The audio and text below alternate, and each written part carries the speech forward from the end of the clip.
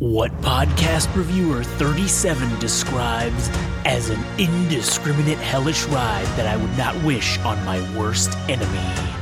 The industry's elite have said time and again, man, fuck those guys.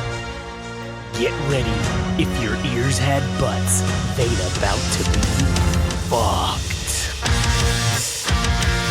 Welcome to the Butt Fuck Nowhere Show.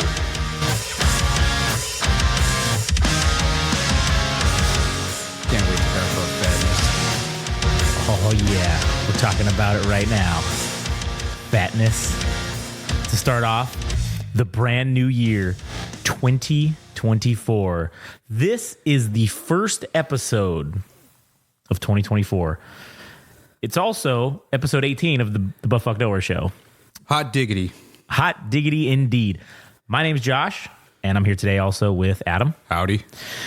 And yeah, like I said, this is the first episode of 2024. And since we just did the last episode sort of discussing our year in review, I guess, of 2023, now we really want to get into, we think it's a perfect opportunity to get into the 2024 and what it is we are going to do and what our expectations are. And just generally kind of how I think, you know, our goals and, you know, that kind of stuff. How cliche. It is super cliche, but you know what? But what other time will we talk about these particular goals that we have, if not for the beginning of the year itself? Right. And honestly, it's not just setting goals and just being assholes because, you know, listen, some people do that. But it's also us holding ourselves accountable. That's the part that's that really means the most to main. me. Yeah, that's the main fucking thing. Accountability. Yes. So we're going to talk about that. But first, before we get started, I have a couple things to say. All right, or I want to talk about. All right, well, this is the what is it that you said about like the fucking Josh gets mad at everything fucking podcast? The Old Man Rants. Yeah, the old man. I have two Old Man Rants. All right. All right. What are you gonna start? One of them's good and one of them's bad. Well, All right. one of them started out bad, but then turned out good. But All okay. right, start off with the bad first. Okay, and so then, all bad one. Fucking Verizon again, man. Oh, here we go. Verizon. I swear to God, I don't know what it is. I don't know who I pissed off. What happened over there? But man, because we talked a few episodes ago about the whole thing where the phones got lost, right? We discussed this. So update on that. Finally now here about 3 weeks later-ish, I got Katie her phone. Okay, she now has an upgraded phone. However, going through the process to get there was a goddamn fucking mess. I literally spent 15 hours on the phone over the course of 15 hours. 15 to 20 hours, I would say, over the course of maybe, I want to say like 3 or 4 days. That's solid. It's 2 days of work almost. Yeah. I mean, for free. That's almost, well, if we're talking 8-hour days here, if I'm clocking closer to 20 hours, that's almost 3 days worth of fucking work. Yeah. So all unpaid, by the way. And so just to quick rundown, the first solution they gave me was, well, that just sucks. That's too bad. Well, what do you mean that's too bad? Okay, there's got to be another way. Okay, yeah, you know what? There is another way. You can go into a Verizon store and you can handle, they'll take care of everything for you. And I said, oh, no shit. And the guy said, oh, absolutely, my friend. You go in there, friend. And I'm sure you could tell where, you know, why I said my friend. I know why. Because of their location. Yes. I'm not going to say it. I'm not going to do the voice. Okay. Everybody already knows. Everybody already fucking knows. But so he says, I'm going to make you an appointment at the closest Verizon store, the corporate Verizon store, which was probably about a 15-minute drive away from here. Because as I learned, I think it was more close, 15 to 20-minute drive. Because as I learned, not all Verizon stores are officially owned by Verizon, which is fucking insane to me. I didn't know that was a thing. I knew there were ones that were a name and then by Verizon Wireless, which was like, oh, you're just a subsidiary store, kind of. They're allowing you to sell shit. I got that. But there are stores here in our city that are called Verizon Wireless Store, and it's not a corporate. It is nothing to do with Verizon. Okay. So I go to the store. I drive all the way over there. I get there. I walk in. I explain the situation. And the lady literally looks at me and she says, yeah, we can't deal with that. And I said, wait, what do you mean you can't deal with that? Yeah, I don't know why that guy sent you here. And I said, well, it's not as if I actually made the appointment. You could look and see that the call center people made the appointment, right? And she said, oh yeah, no, it definitely says that. I said, cool. So what can we do? nothing. And I said, what do you mean nothing? So you're telling me I just wasted 20 minutes driving here, and now I'm going to waste 20 minutes driving back before...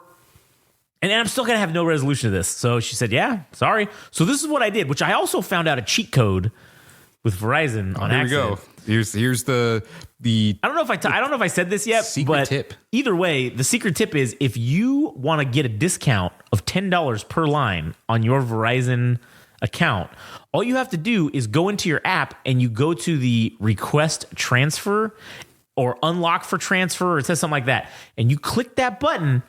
And as soon as you do that, within 20 minutes, you're going to get a text message that says, hey, you're such a great Verizon customer.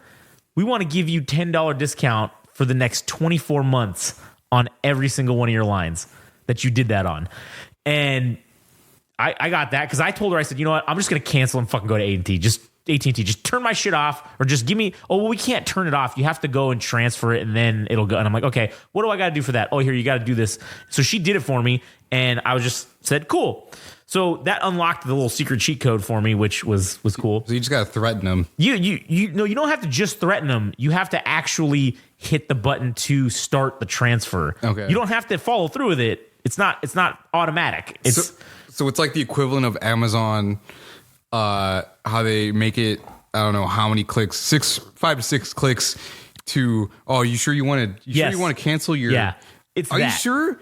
All right, how about we give you 15%? Oh, you know what? Let's 20. give you 3 months. Yeah. Let's give you 3 months Amazon Prime. You know what? We'll just give you a whole year. Next year, Amazon Prime free. And then you go, oh, all right. It's basically like that. Yeah. And except their one-stop shop is the second you have any inclination of doing this, they immediately say, hey, $10 a month offline. Which I will say, I mean, shit, I have my bill's like $50 lower now. So just for the next 24 months because I did that. Hot diggity. So anyways, I'm pissed. I call back to the line. I'm on the phone with them for 4 hours. They transfer me to 15 different places. I finally get a hold of someone that's based here in the United States. And that's the key is getting lucky and getting someone that's here in the U.S. because they have more options than the outside call center. Mm-hmm. And so they were able to go through this whole thing. It took them about an hour just with them, but they were able to hook it up to where they were canceling the whole order. And essentially...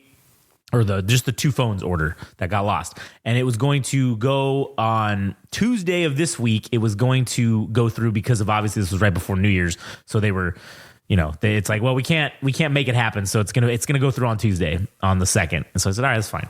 So Tuesday comes, they said, hey, it's going to automatically, the device payments are going to fall off and it'll just be automatic. I said, cool. Tuesday comes, it's like halfway through the day, and I said, shit, I just sit still on here because still can't do anything, still can't buy new phones. So then a couple hours after that, my phone dropped off the device payment, and I said, great, that's fine and dandy, but I'm just getting a new phone because I'm an asshole.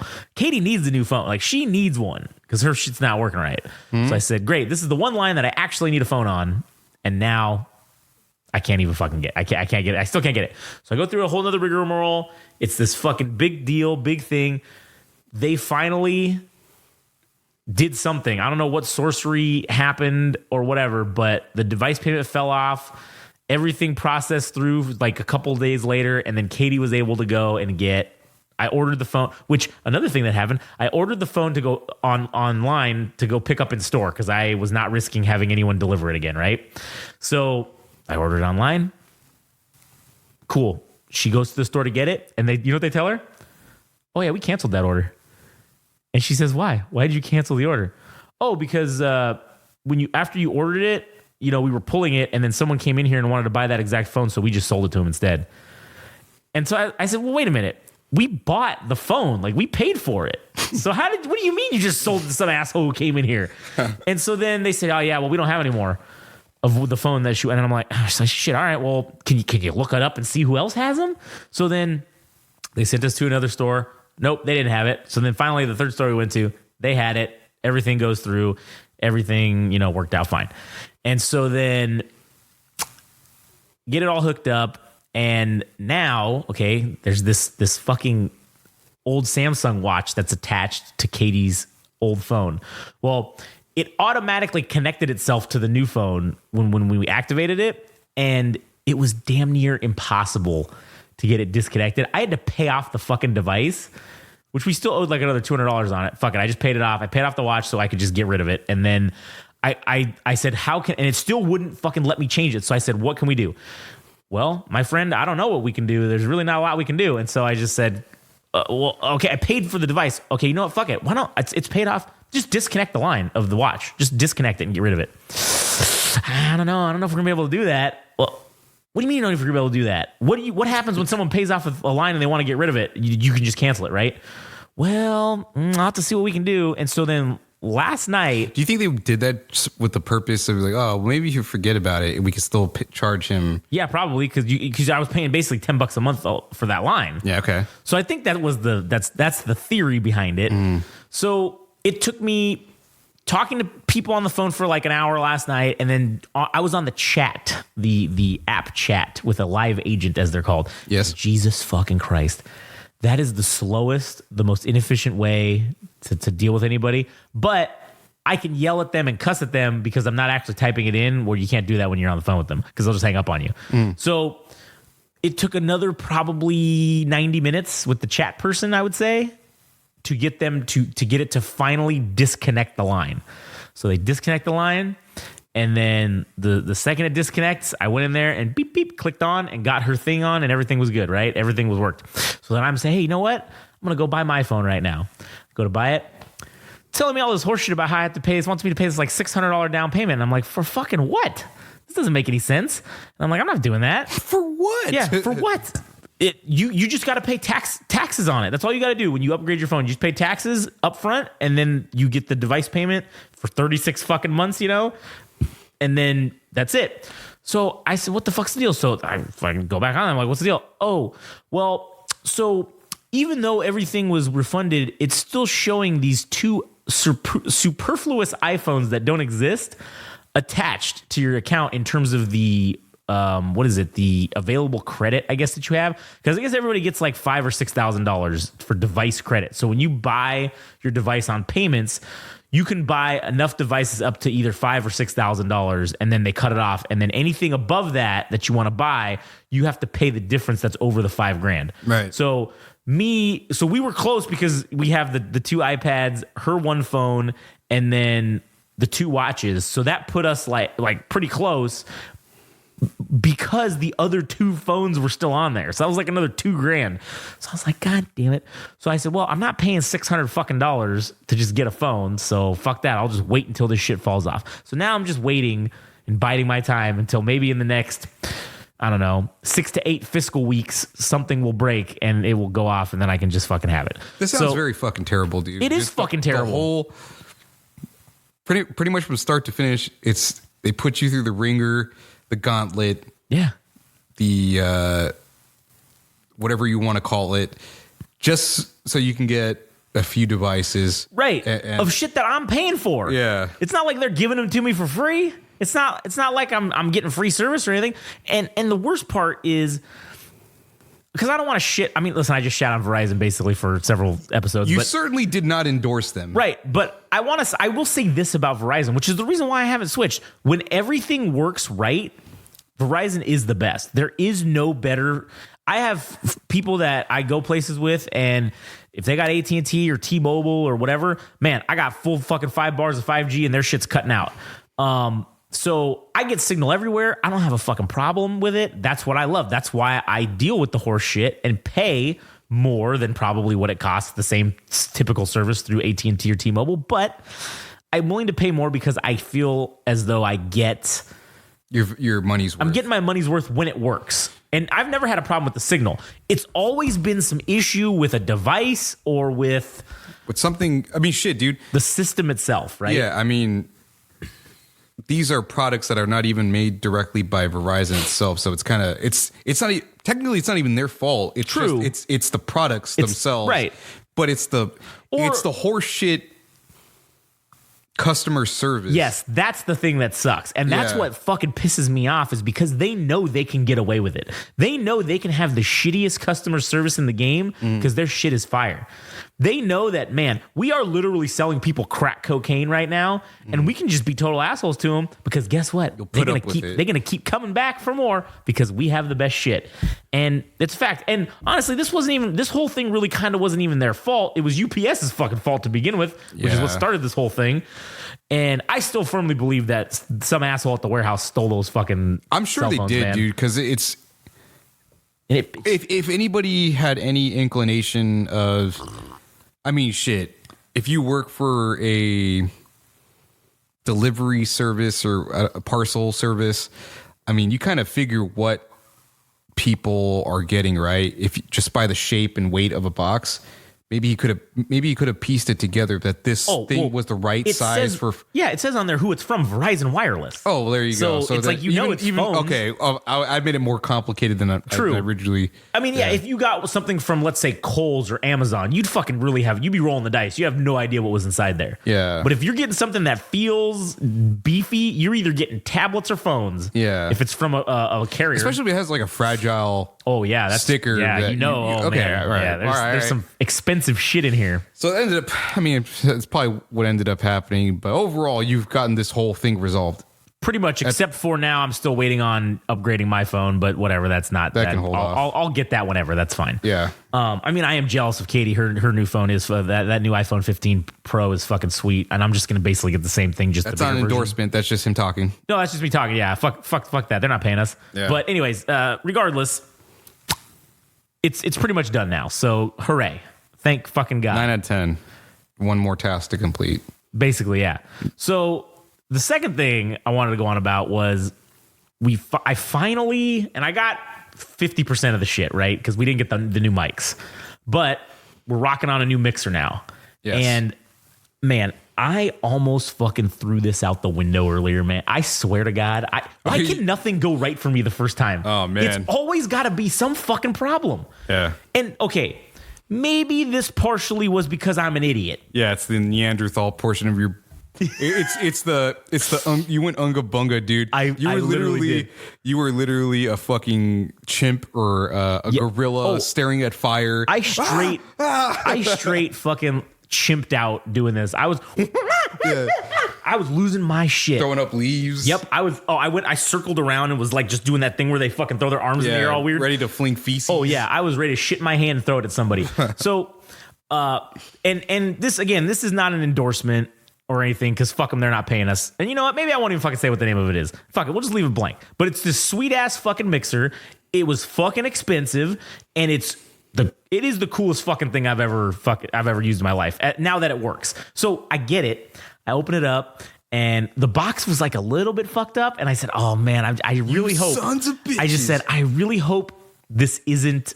You know how they try to, where Amazon, because I bought on Amazon, and you know how Amazon does that fucking thing where they tell you you're getting something new, but really it's something that they sent to someone, and then when they got it back, because they returned it for whatever reason, the box was good enough. So they're like, fuck it, we can still say this is new.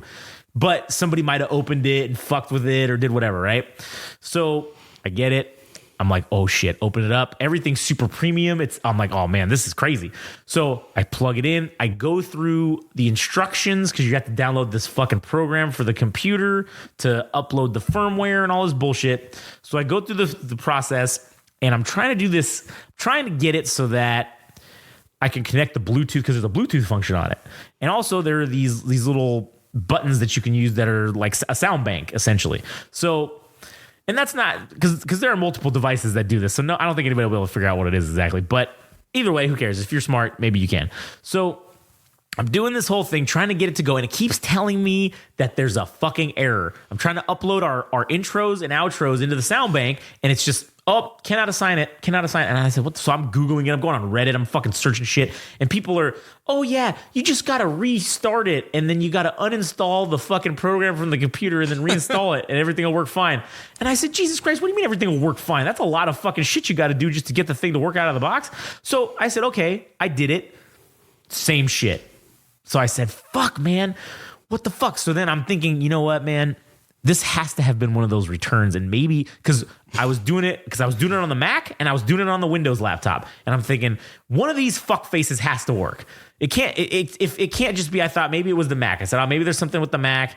Let me go to the Windows. Went to the Windows. Nope, same problem. But when I did it on the Windows, it came up with this pop up very briefly, but it had said that there was a specific file set that was corrupted, and I thought, son of a bitch, this one was fucking returned, and somebody just fucking put it back in the box very nicely because there was a problem with it and said, hey, this isn't working. They returned it. Amazon shipped it to me, and now I got to fucking send it back again. Right. So I'm like, okay, fuck. So I'm so sad at this point. I had spent maybe an hour and a half to 2 hours trying to fuck with this thing, and I was so sad. So I said, Lord, you know what? Let me call Amazon and see what they have to say. So I call them because there's a thing that came in the package or in the box that it came in saying, okay, hey, if you have a problem, you can call Amazon technical support and they'll help you out. So, for this product? Yeah, for this product that they don't make. So I said, shit, let me try that. Because it's 24 hours. And I know this company, they're not fucking over 24 hours for sure for technical support. I'd probably have to send an email and maybe in a week or two they'd get back to me. But I call Amazon. Hey, this is what's going on about this thing. Cool, let me look at it. They look at it. Okay. And so I tell them what's going on, and I said, I don't know what the deal is, but this shit doesn't work. I think I got a defective unit, potentially. And so the lady was very nice, and she says, okay, well, let me see what we can do about this. So I said, all right. So she's looking at it. She says, we only have one option, and that's you can just, return it. And I said, okay, well, I know obviously returning it, that's going to take time, and in order to get the money refunded back, it's going to be fucking 3 weeks before the money hits my account again, and then I can buy another one because this thing was several $100s, right? Yeah. Let's just say for purposes, it's around 1,000. Let's just say that's around a G. It's a little less than that, but let's just call it that for the example of this. So it's, hey, I just spent $1,000 on this fucking thing, and it's not working. And now you're going to tell me that I got to send it back. I got to send it to you. Wait until you get it. And then once you guys get it, then you'll process the refund. And then she says, oh, well, you can go on your account and initiate the refund yourself. And it should give you the option to get it back on your Amazon account, which, it'll happen within 2 hours from when we receive it. And I said, okay. So then I said, well, is there a way that I can, because I know I've returned shit at Amazon before, and you can go to Kohl's, right? That's the thing you can do. You can go to your local Kohl's, and they have an Amazon return bay. And I said, shit, can I just bring it there? That's 15 minutes from where I live. I can just drop it off and be done with it. And then you guys can give me the thing, and I can order it and have it here in a couple of days instead of being 2 weeks. And so she said, oh, well, it's not giving me that option. Maybe it'll give you that option. So I go and I look. It's only giving me the option for it to be refunded back to my payment source. And so I told her, I'm like, shit, I don't want to do that because it's going to take 2 weeks. Because it even says in the thing, it could take up to 30 days before you get the money back. And I said, they don't put that in there for fucking no reason. It's because it may take up to 30 days. Oh, no, it'll take 3 to 5 business days. I said, yeah, that's fine.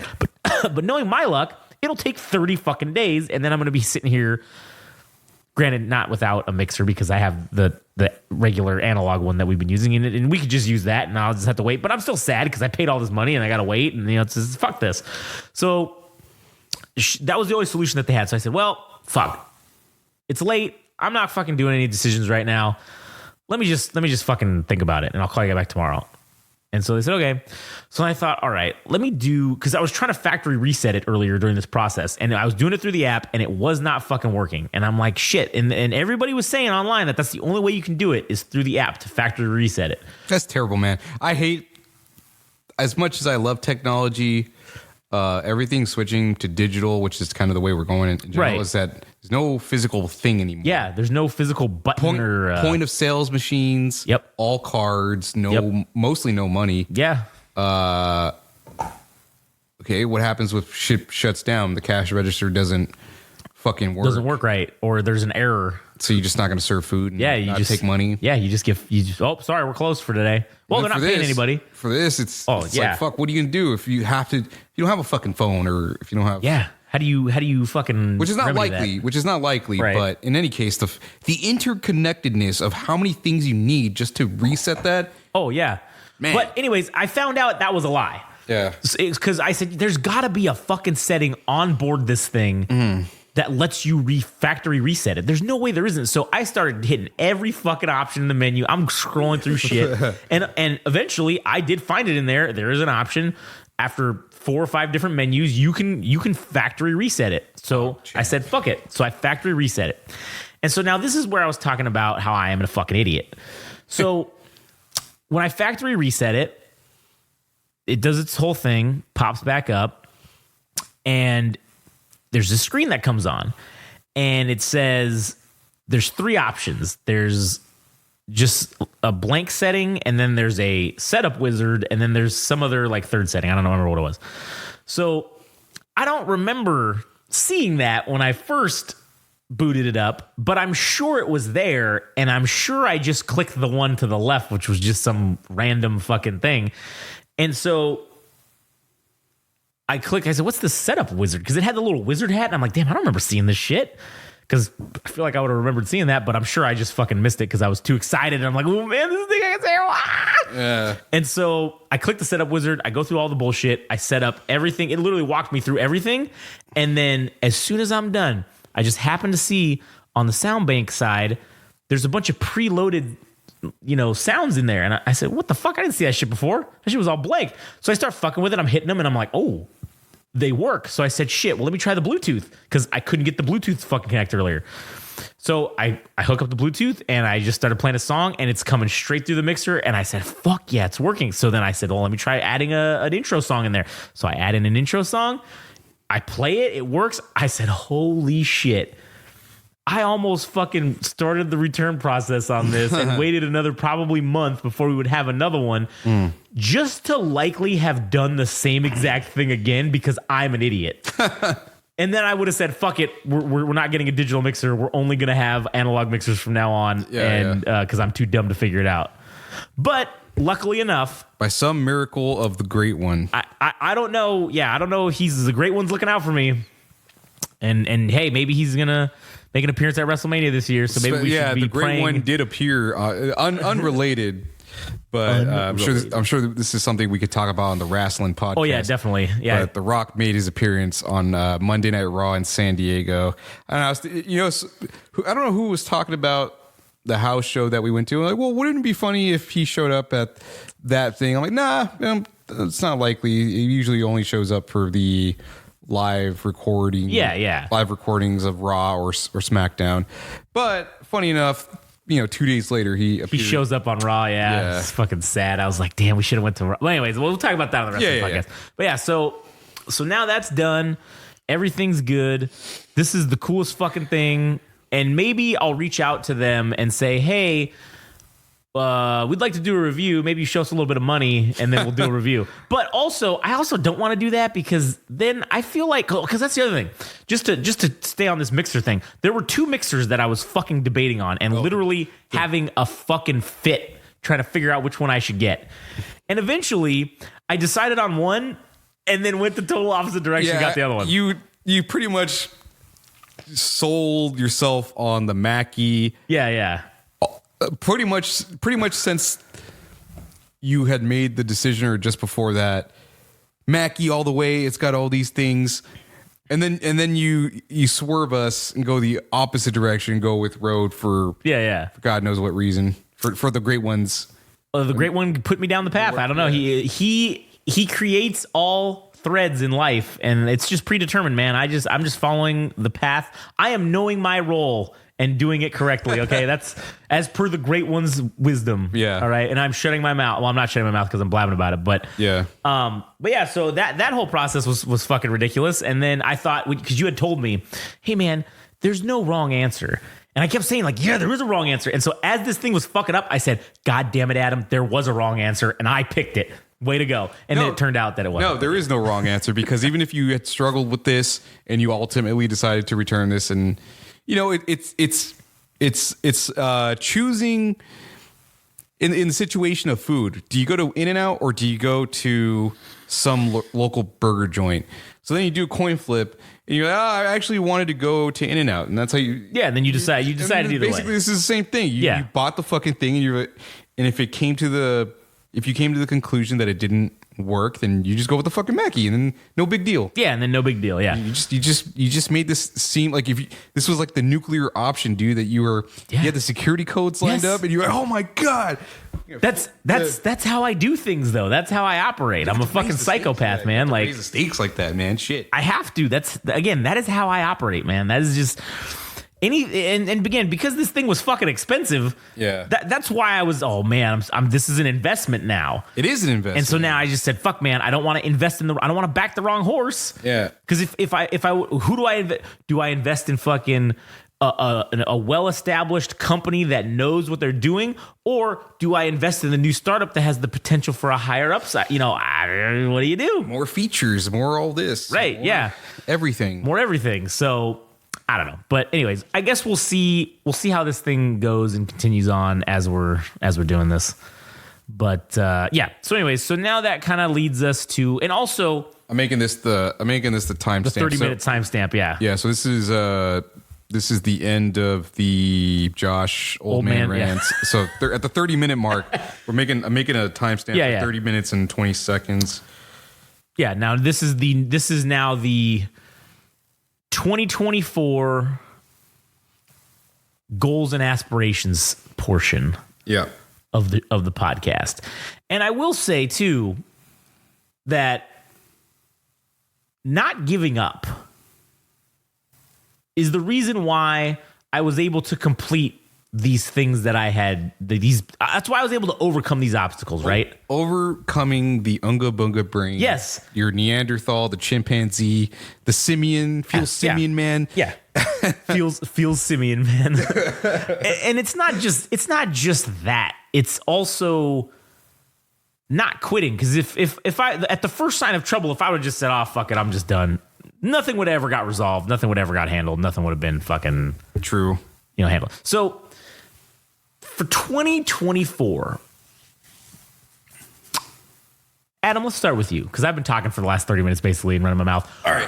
What goals, aspirations, objectives, what is it that you would like to see Game Rage Magazine or us just in general do in this 2024? All right. I'll just start with personal goals. Yeah. Okay. Personal goals as far as interpersonal communication skills. There's definitely holes in my game as far as interviewing goes. I did notice some things looking back that I need to correct, which is asking loaded questions. But I need to truncate that and just, it's almost, if I had to be perfectly honest with myself, I think it's almost insulting to the interviewee that I have to explain it in so many different ways, but maybe that's not necessarily the case. I actually mean it in a good way to say, if this doesn't come across the right way the first time with the question that I'm asking, maybe the subsequent questions will further enlighten you to what I'm asking. But I should get that in the first fucking try anyways with the first question. Right. But, and you know, maybe those subsets of questions can be the follow-up if they weren't answered. So like, and I agree with you. I think your questions are great. And it's just, you ask like 3 or 4 questions at the same time. Yeah. So and I think people like will forget. They'll just forget. They'll answer 1 or 2 and then wait, what else did you ask me? Yeah. So I think, yes, that's a very good observation. Objectively speaking, if I had to speak for myself, I just, in my heart, I know it. And that's the other part too, is critiquing yourself. It's hard, man. Looking yourself in the mirror, or metaphorically speaking, or even just looking inside yourself and saying, you know, whatever I'm doing, for us, it's podcasting. I know I'm not doing this. There's something in your brain. There's something in your heart. You just know, dude. You just know something is not good. Yeah. And you need to correct it. So this is me being honest with myself and saying, I need to give the interviewee more credit and just ask one question. And if they can answer it, fine. They got it. And then follow up with everything else. If they didn't get it, then provide the context. Provide the information. Yeah. So just give them the benefit of that's one thing for sure. Yeah. Cutting out the likes and the uhs is a big fucking thing. But as far as in more recent days, the likes have not made an appearance. Yeah, I think they're pretty much. No, I wouldn't say they're 100% gone. We're taking them behind the shed. Yeah, and we beat them with the hose. And put them down old Yeller style. Old Yeller style, dude. Yeah. So that's something that's going to be an ongoing thing. I don't know about personality. If we have one, if each podcast has their own identity. Yeah. But I think we'll find those things along the way. So it's just being committed to doing each of these things and finding out our own voice for each of the podcasts. But that's not something I can really critique on. It's just doing more of this will find what we're looking for. Right. Yeah, I agree with you. I think that I kind of think we do. It's weird because obviously we have 5, 6, maybe, probably like 5 podcasts that we do consistently throughout a month, right? Sure. And it's just us talking about different topics. But I do think each podcast, not to say that we're fucking schizophrenic or anything, I do think, maybe you are right, but I do think we have a little bit of a different personality on each fucking one. And I don't think that's a bad thing. No. I think that makes it kind of fresh. It makes it makes it more entertaining, I guess. If we were just the same assholes, deadpan or whatever on every single fucking podcast, then you might as well just have one fucking podcast, I guess, right? True. Yeah. And so, yeah, I agree with you on that. I think that we're still, and shit, man, I mean, we've been consistently podcasting, right, for 6 fucking months solid now, just about. Because we started in I want to say June, end of June, beginning of July. Oh, right, yeah, that makes sense. When we really started.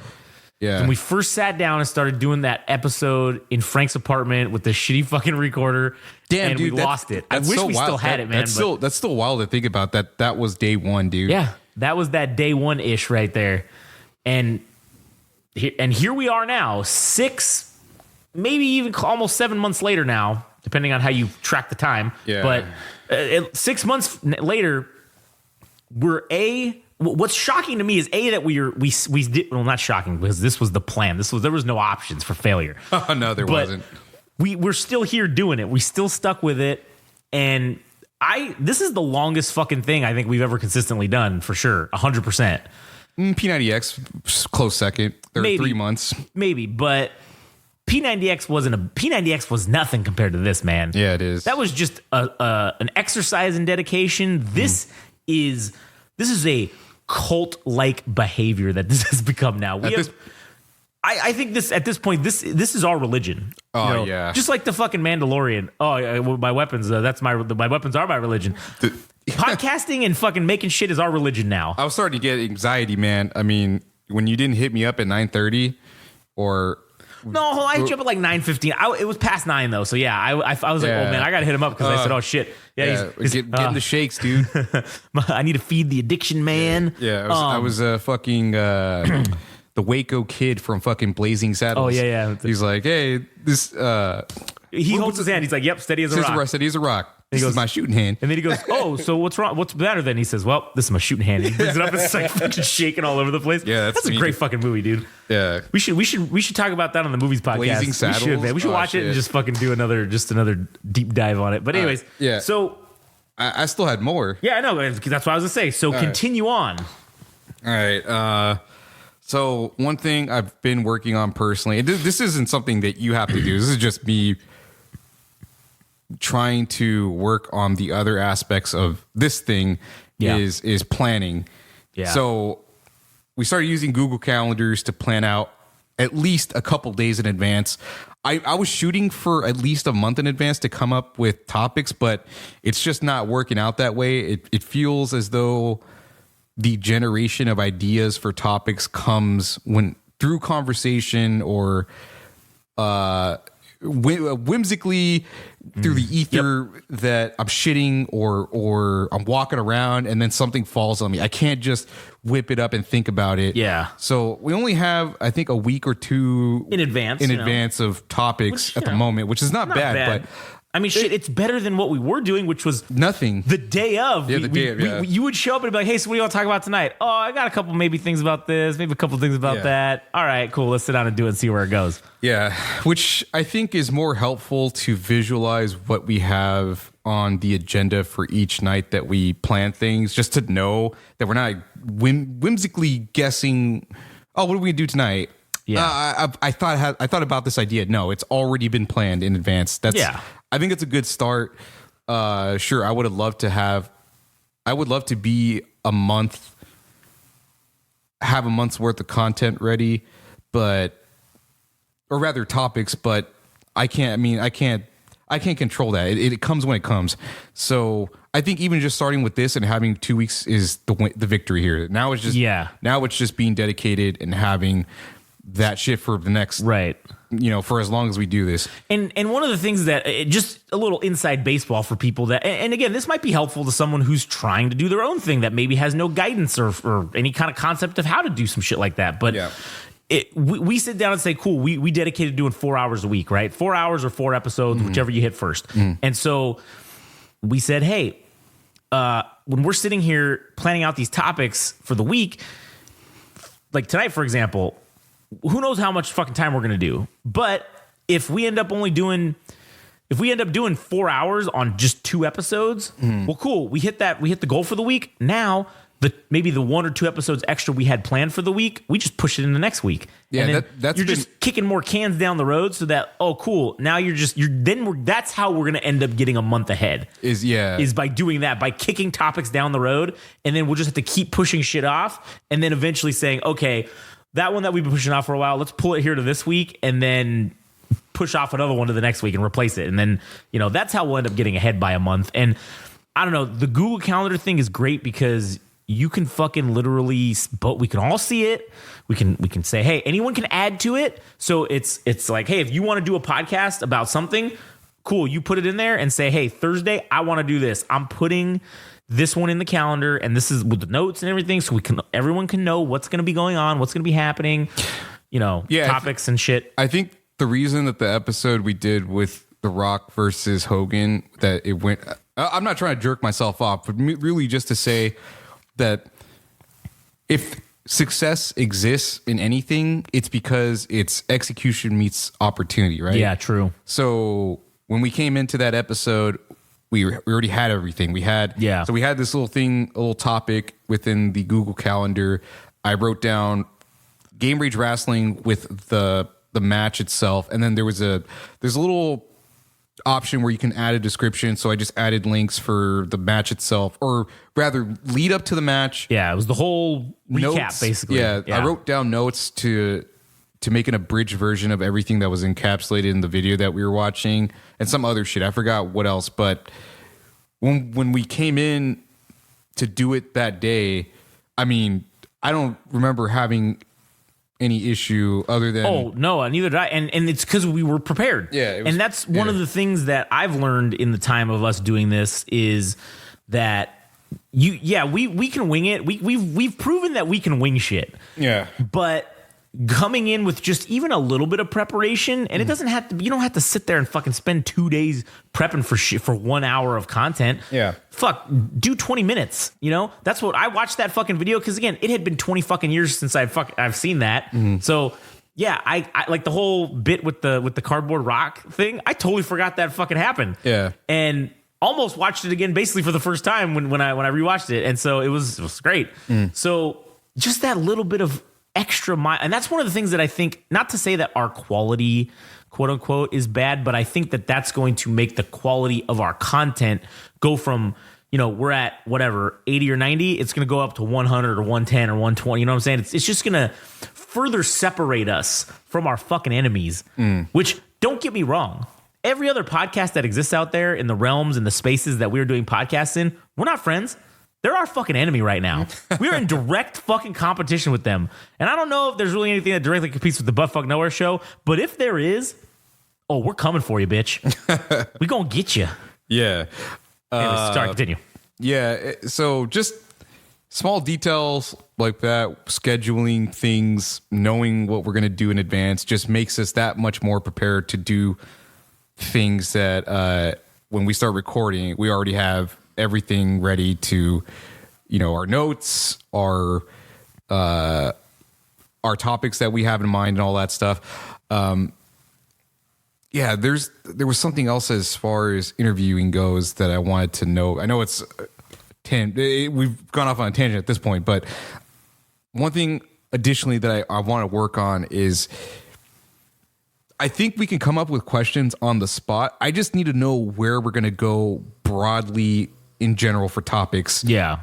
That sounded redundant to say broadly in general. In general? Yeah. But I noticed that I don't want to be too rigid when we do interviews. I just want to know what are things that we're going to tackle broadly. Yeah. And then the questions will come once we hear the responses. Because I think, not that we did a bad job or anything, but I think when I realized as I was doing it, is that it felt like I made it a bucket list to hit all these points and stuff. Yeah, I'd much rather fucking live in the moment and let the conversation unfold as it should. Yeah, and that's kind of the, I don't know, I guess not the vision or what, I don't know what you want to call it, but that's the mentality that I had in my brain of, okay, how is the interview, how's Without Censor going to go? Yeah. I felt that NPR type interviews that are very heavily curated and fucking plotted out, they're so dry and I just feel like they're so boring. I would much rather have a fucking conversation with somebody we're just recording. It's like, those are the best podcasts ever where it's like you guys are just sitting there, we're just shooting the shit, and you guys that are listening just happen to be able to hear this conversation of us just shooting the shit and just doing whatever, So those are the best episodes. And yeah, have a structure, but it doesn't need to be fucking, highly curated or whatever you want to call it. And I think we did a great job, which you people out there will hear the interview that we did, and there's another one already lined up that's happening that's going to be coming out in February. So we've already got that rolling. And, I think that as we exercise that interview muscle, because let's be real, that's the first time we've really done together that we've done something like that. This is the first time I've ever interviewed. I mean, you've interviewed some people in the past before, tangentially in the street or wherever at a concert, but this was the first kind of sit down. This is planned. The intention is to interview you, right? Yeah. And I thought we did a pretty fucking decent job for that being the first time. I like to believe so, but I mean, that's also for people to determine themselves. Sure, that's not up for us to decide. But, I guess we'll just fucking see. Yeah, and anyway, I guess I'll try to wrap it up to be real quickly. Man, I don't know if this is one... I'm not trying to doubt myself, but it's just because I've had my own failures with trying to put a show together, but that's on the agenda list. I don't care what way that manifests in terms of doing a show, a live event itself, but it's got to happen this year. I would love to do that, especially since this is year 5 for me being involved with music. I would love to have a hallmark moment with year 5 of just being involved with music. Personal goals, not related to Game Rage music. Physical fitness, I'm pushing this shit to the max. I kind of slacked off when it came to the end of 2023. There's festivities and all that with the holidays and such that I ended up fucking myself. Up until that point, I was consistent with doing push-ups every time that I had to do it, which is every other day. And then the last couple weeks, I think I fucked off on doing 3 or 4 different times where I just didn't do it because we went out to the fucking thing and just didn't do it. But I've made up for it by just moving on to doing the push-up count that I should be theoretically doing and following up. So in addition to continuing my push-ups and getting to the road to 1,000, I'm also going to be doing sit-ups and going to 1,000, but I'm starting from 5. Yesterday I only did 60. And hopefully my next set I'll be adding another 5. So those are my personal goals at the moment. What do you got? Well, as far as physical, just to continue on with the physical fitness stuff, because the food, the diet. Yeah, go ahead. I've been able to stick to, what was it, 1,700 calories? That's what I'm on. Yeah.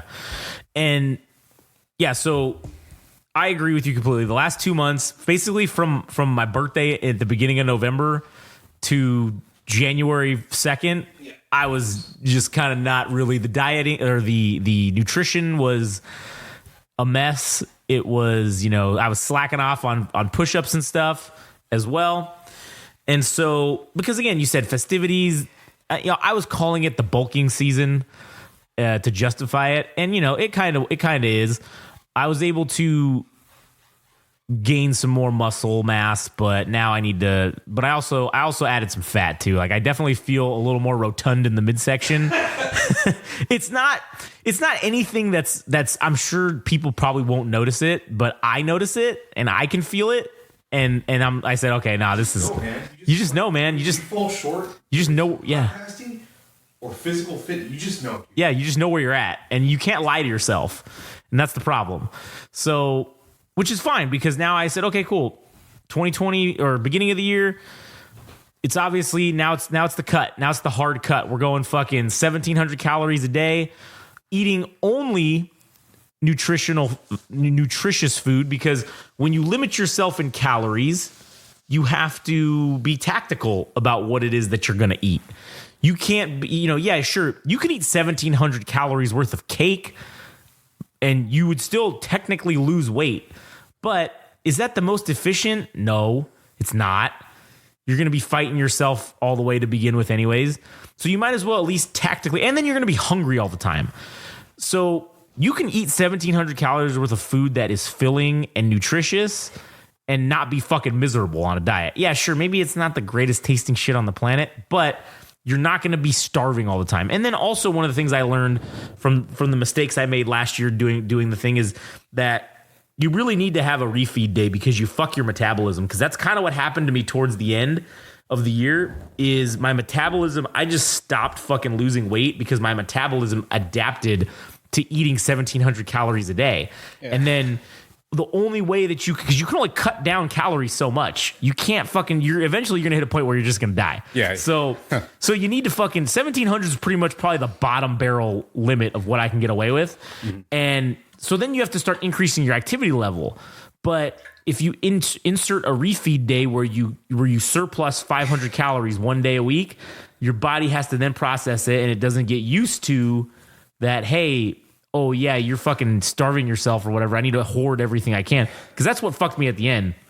Is once I got down to like 185, that was it. I couldn't lose any more weight past that because my body just got used to it and I wasn't consistently doing the refeed day, which you should. Yeah. So now this year going into this cut, one day a week, it's going to be the refeed day. Now for us this week, it's going to be getting sushi, and that's probably all I'm going to eat that day. But I will likely hit 2,300 calories or 2,200 calories just on that alone. Yeah. And if you go a little over, it's not that big of a deal. But okay, so my goal, again, back to the goals. My goal is to maintain the diet. No, I don't want to call it a diet, but the nutritional lifestyle value of life, the lifestyle of nutrition, and to also maintain the lifestyle of exercise. And so I'm going to be I want to just do 1,000 push-ups in a day. That's pretty much it. I just want to hit that, which is kind of what we're going for here. So I'm at like 74-ish, like for the 12 hours of the day. So I need to get to 84. So I need to add 10 more and I'll be able to hit the number. And I was also thinking about just saying, screw it. One of the days that I'm off, just doing 100 an hour for 10 hours, but just doing 50 every half hour basically for 10 hours. And then that's 1,000 push-ups in the day.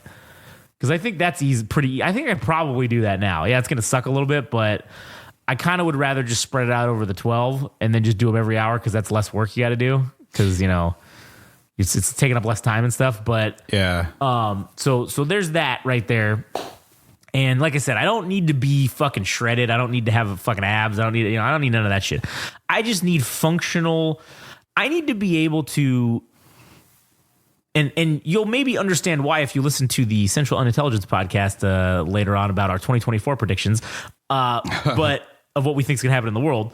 But I want to be able to essentially run 100 yards and be able to accurately fire a rifle right after. Like that's my bar for physical fitness, right?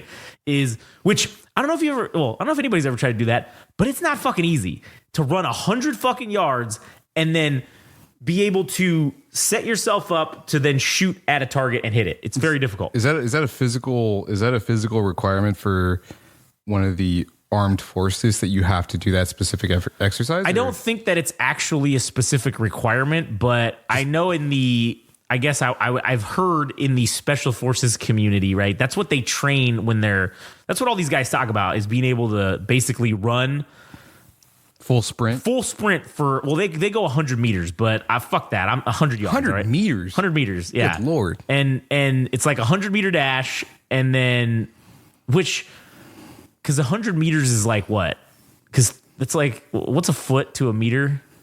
Dude, I don't know. I don't know. It's hard, but the anyways, numbers don't lie. Yeah, the numbers don't lie. So I just said, fuck it. I'd be happy with doing 100 yards because I know what that distance is, right? That's a football field. It's a football field, yeah. And I'm well familiar with that distance, so I can fucking hit that. And really, honestly, even in football, the 40-yard dash, that's basically the measurement that they utilize to tell, not fitness, but talent level or physicality when it comes to running is just a 40-yard dash.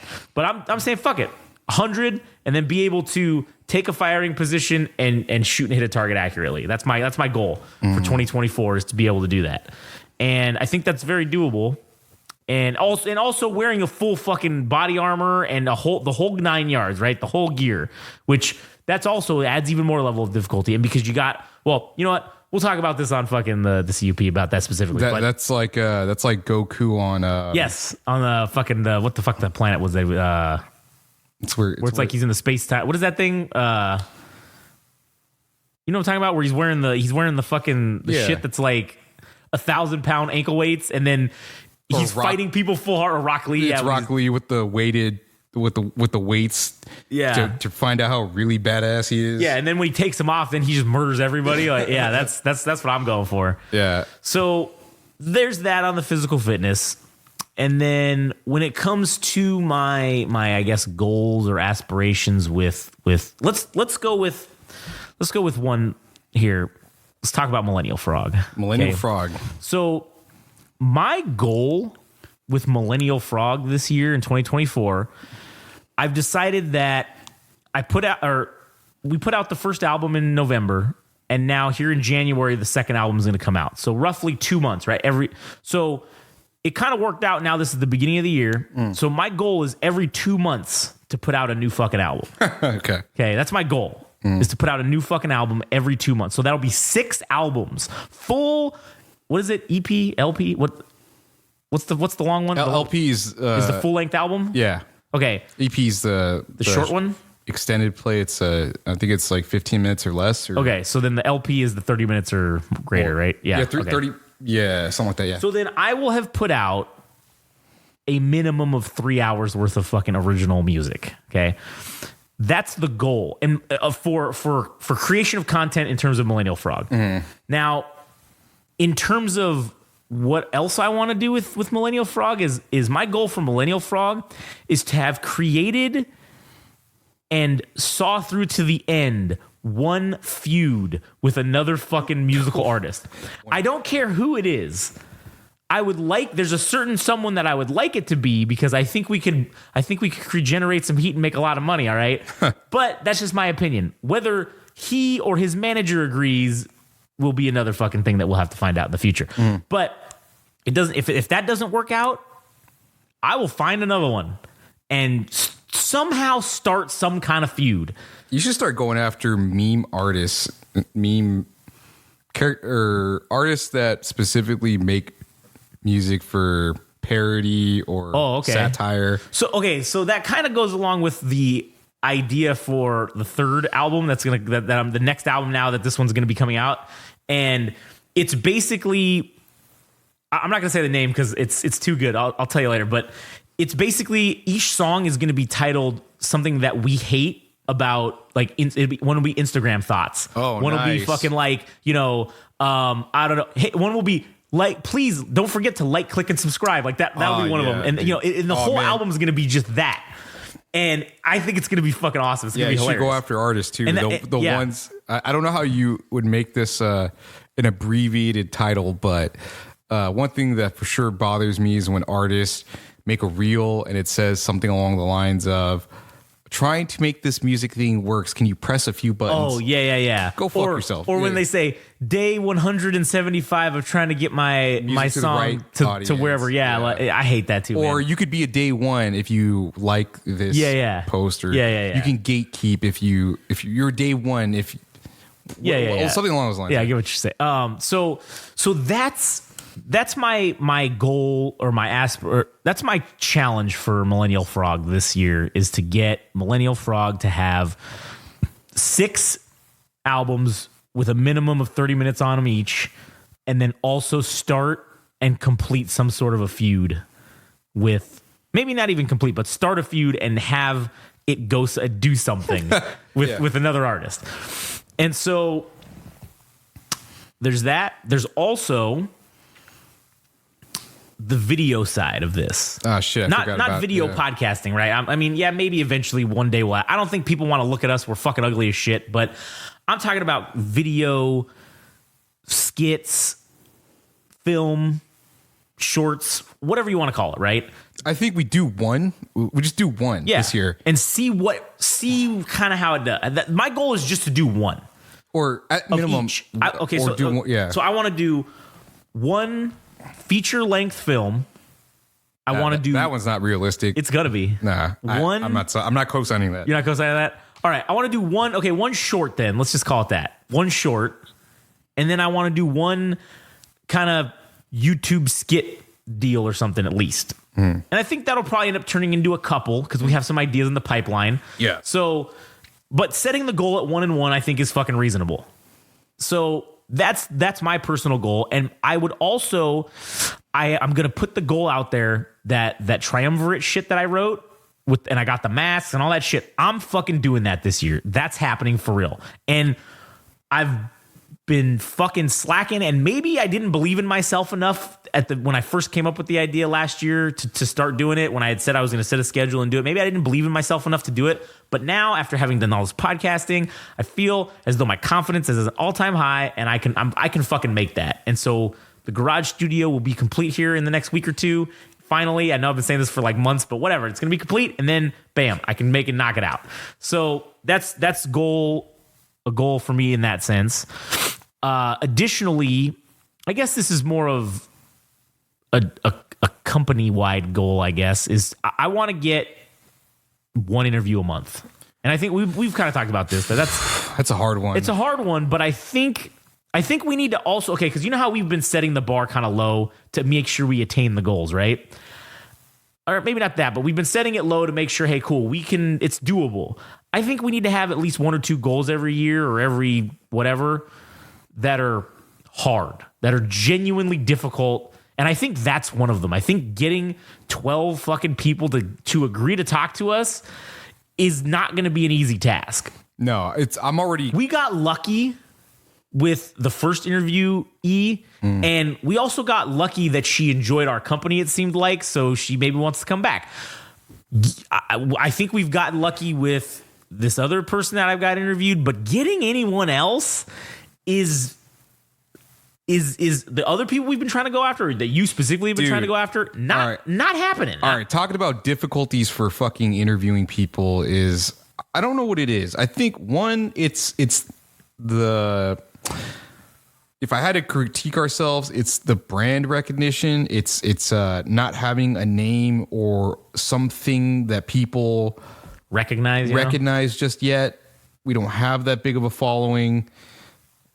It's not something people are necessarily perceptive to at the moment. Yeah. So interviewing people out of the blue and saying, hey, we think you're interesting. Would you be open to doing this interview?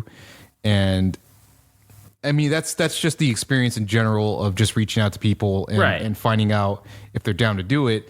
But amongst the people that I've reached out to that I know to some degree, if not at acquaintance level, it's been difficult because it's if I had to be honest, there's one particular person that we more or less agreed to do an interview. We've done one in the past, and I met with this person a few months back, and Johan of Heady FM was also shit. Well, I basically, you basically revealed it by saying that. Yeah. But I'll stick to not saying the name because whatever. But I asked him today. I specifically asked him today. Hey, when I encountered this person, did this conversation seem genuine, or you know, was this a horse shit bullshit thing? Was this a Hollywood fucking jerking me off conversation? Was this person just being polite and not really down to do this? And he said no. I mean, from what I could see, it seemed you guys were having a good conversation, and whatever he agreed to you with as far as the interview goes, I mean, it seemed like a genuine answer. So I can't say that it wasn't just horse shit. This was, it felt real. It looked real. From being a person outside looking in. So, I mean, I don't want to turn that into a whole thing, but it's just, man, when you're talking about an uphill battle to just talk to people and reaching out to them and just trying to get them to just get the fucking yes, dude. That is the problem I have with this goal of setting 12. I don't think it's bad. I think we shoot for 12. If we get 9, then that's a win anyways. Yeah, shit. I think if we get 6, that's a fucking win. Yeah. So, and I will say this. I personally think that the reason why this is definitely an uphill battle, like you said, it's we don't have a name yet that people can say, oh yeah, I would love to be on that. We're not Joe Rogan. Correct. We're not. And the second thing is, I think that a lot of people, the people that are in our, I guess for lack of a better term, our league, for us to be able to interview, I think there's a lot of self-deprecation that goes on. And I think a lot of people, A, might not think that they're interesting enough to get interviewed. And B, they might not have the confidence to think, what the fuck am I going to, what are we going to talk about? I have no idea. Maybe they're scared. Maybe they're scared they might say something that they can't take back. Because listen, man, I mean, unless they do some really horrible shit, this is getting aired, all right? I don't give a fuck. But it's that concept that I don't think maybe people have the confidence to do it. And I think that's another aspect that we have no control over that whatsoever. Yeah, true. We can talk up ourselves and try to make ourselves look like we have a name. And again, it's that fake it till you make it, right? We can try that. It is, but I mean, I believe what we're doing. I agree too. I don't think we're not faking it, is I guess what you're saying. But I'm just saying, in the purposes of the example of, since we don't have a name yet, you just pretend like you do, and then people will eventually fucking gravitate towards you. Yeah. That's what that fucking saying or that phrase means to me, at least. So, but I think that the lack of confidence in most people that are in our wheelhouse to be able to interview, I think that's really what fucking is going to be the stopping. Yeah, I mean, for one person, they made it seem as though that they need something else in order to be interesting. I just don't think that's true, because I already found them interesting to begin with, aside from what they were saying they needed in order to carry a conversation. Right. And I didn't think that was true. I don't know, man. Maybe that's something that we need to work on, is to rile people up, shake them by the fucking shoulders and be like, no, you're fucking awesome. That's why we're interviewing you, piece of shit. Yeah, you fucking asshole. Yeah. Get your shit to give your balls putting a tug. Them down, putting them down while we pick them up. Yeah, you what is it? You neg them. You're negging them. Want to rattle a few cages, Yeah, you get up in their grill, you fucking shake it up, and then like and then they say, canary in a goddamn cave when they're in a cage, and you're like, God damn you, little piece of shit. do the goddamn work. So, anyways, but yeah, I think that's a goal for that. And I also, I think that we're definitely going to be probably launching another couple podcasts throughout the year, I'm sure. I mean, obviously, we already have 2 already going that are going to be debuting, which will be sports, and movies. We already did the movies, but the sports one, and then Without Censor, the interview podcast, that has not premiered yet, so that'll be starting in 2024 in a couple of weeks. And so those 2 are going to be the 2 that we launch this year for sure. And who knows, maybe there'll be another 2 or another 1 or 2 that we decide to do as this comes along, and as we feel is just another tool to have on our belt to be able to talk about shit if it warrants it. Yeah, dude. So shit, man, we kind of have. I mean, I'd like to believe we have a resume going. Yeah. I mean, whether people see it or not, we have an entire body of work, 100+ hours. Oh yeah. Multiple hours committed to this. I mean, this is all. I mean, there's a lot of moving parts to all this shit. That's true. But I don't know. What else? We what just else? Yeah. we just have 100 hours. Just to clarify, quantify it, we have over 100 hours, like close to 130, maybe closer to 140 hours of content that we've created, and that's just the content. That's not, like you said, all the moving parts, all the back end shit that has to be done, all the hours that are spent doing all the other shit. Now, I mean, we've got it to the point where it takes a lot less time to do all that back end shit because we've gotten pretty good at, putting it together, and we're getting better at it, I should say. But, there's still more hours to put in, you know what I'm saying? And so, I think my goal that I put in every day of 90 minutes a day of doing something related to this, that's been a real fucking big help, I guess, in getting shit done. And, I think all of us should kind of commit to some sort of daily amount in putting in something. Not necessarily, it doesn't have to be fucking making shit or doing whatever, but at least just thinking about, topics for a podcast or this or that or whatever, or I don't fucking know. Yeah. But it's weird. It has like a psychological effect on you that, all right, if you set a time side, it's 15 minutes, 30 minutes. I mean, that's how I'm operating. I set the bar low. It's 15 minutes. yeah. If I can't come up with anything, whatever, I'll set another 15 minutes aside, and then but once you come up with something, dude, you get the ball rolling and you surpass your 15-minute mark. You're like, I might as well fuck yeah, I might as well roll until the juices or the fucking I run out of gas, and that's what happens. That's generally how it works for me. And now, granted, it helps that I got a lot of irons in the fire. All right, I got this whole Millennial Frog thing to deal with. I got fucking all the podcasts. I'm writing stuff. It's I got a lot of irons going on, so I have a lot of things I can bounce back and forth from to hit that 90 minutes a day. And then it's shit. Maybe one day I want to do something and I go, fuck man, I'm not fucking feeling this right now. Let me change gears and switch to something else. And then holy shit, you get the ball rolling on that one thing that you weren't even intending on doing that day. And then fuck it, you hit the 90 minutes and you're like, well, let me just keep this going and see how long these juices last. And you end up doing 3 or 4 hours maybe one day on something that you didn't expect was going to happen. So I think that continuing with the discipline of doing that and hitting that goal, that's definitely going to be something that is a I don't know if it's a goal, but it's just something to maintain. I tell you what, man, the endorphins that you get from just I don't know what it is about doing this. I mean, it doesn't have to be exclusively just talking on the mic or anything like that. Yeah. It's literally any part of this. My endorphins go through the roof. Oh yeah. There's a sense of accomplishment. There's a sense of fulfillment to do this. Oh yeah.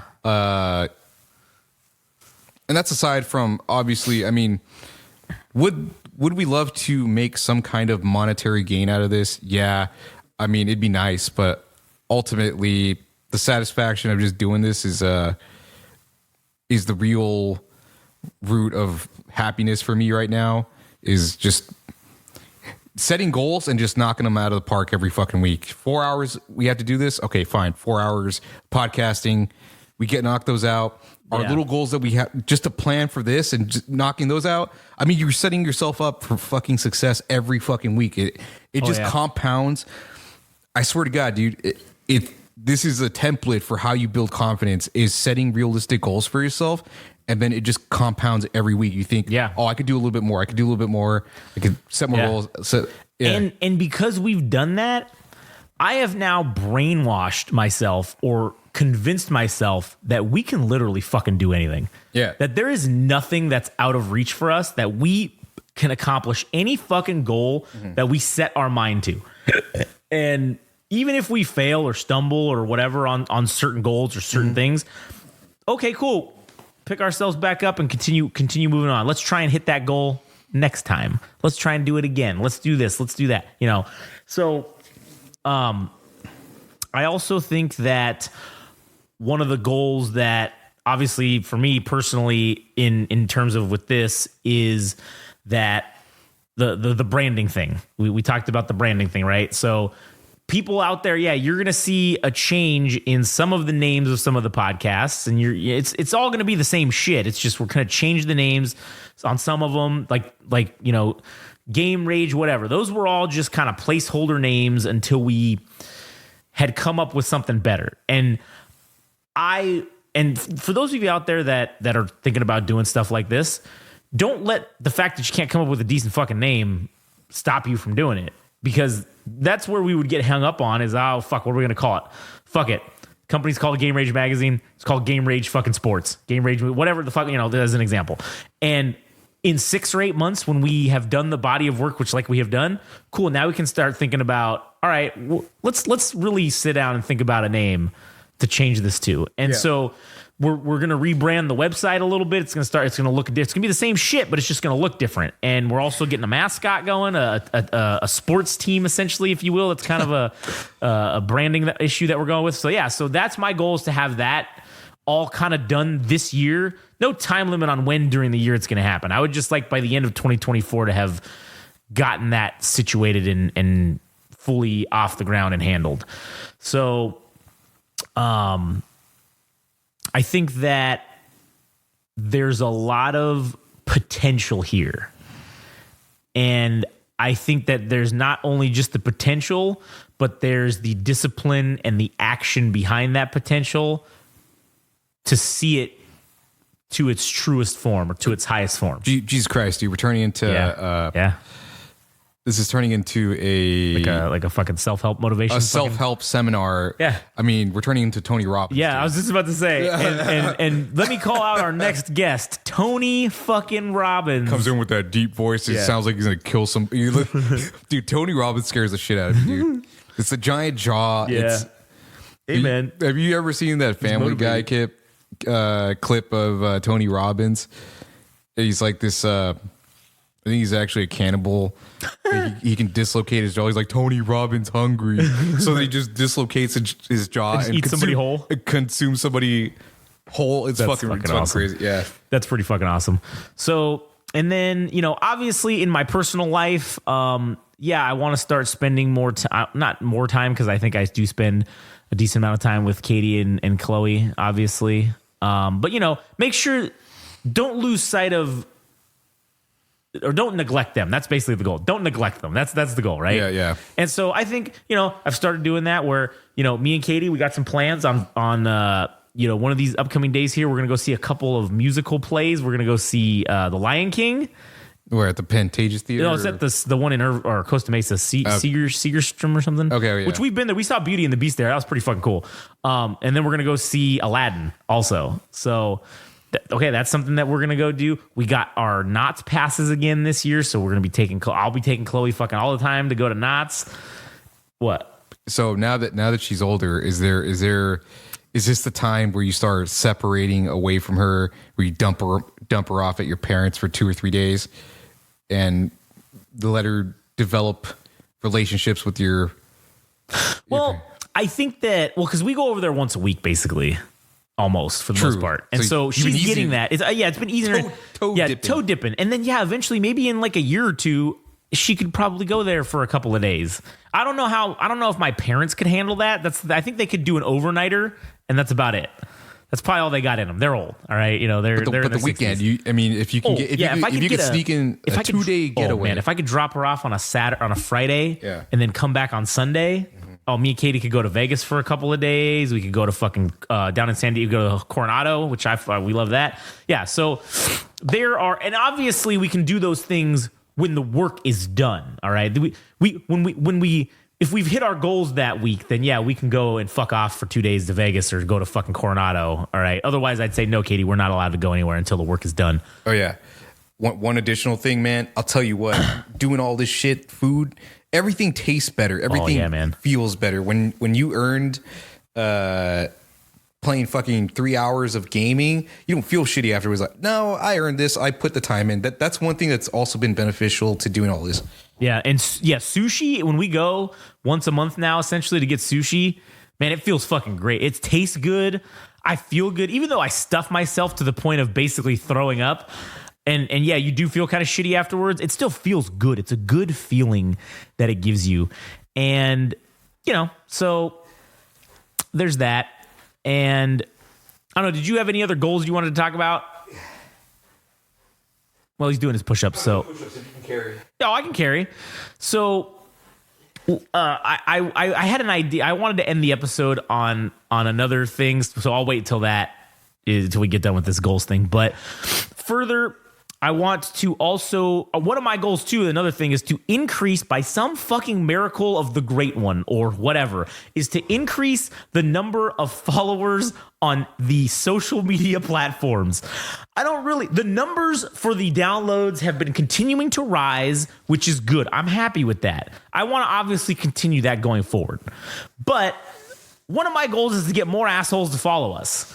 And I do think that it's a kind of a concurrent goal with making video content, because I do think that's kind of the key to getting dickheads to follow you, is if we're putting out consistently decent and entertaining video content as well.